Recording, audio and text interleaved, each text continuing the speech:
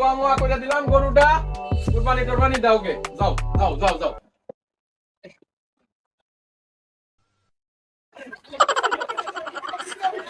কি মাসুদ ভাই, বড় আনন্দ আনন্দ লাগতেছে মনে হচ্ছে। আরে ভাই সেই পাঠিয়ে এনে দিয়েছেন 30,000 টাকার গরু 40,000 টাকা বেচে দিছি ভাই। এই যে ভাই আমি বলে কথা।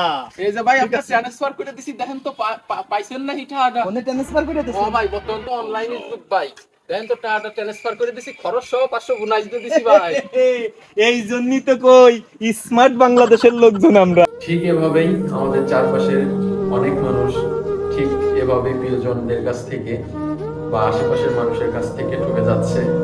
তাদের নিত্য প্রয়োজনীয় জিনিস, বাড়ি গাড়ি বা বিভিন্ন জিনিস কিনতে গিয়ে আমরা প্রিয়জন, পরিচিত জনের কাছে শরণাপন্ন হচ্ছি, আর তারাই আমাদেরকে এভাবেই ঠকাচ্ছে।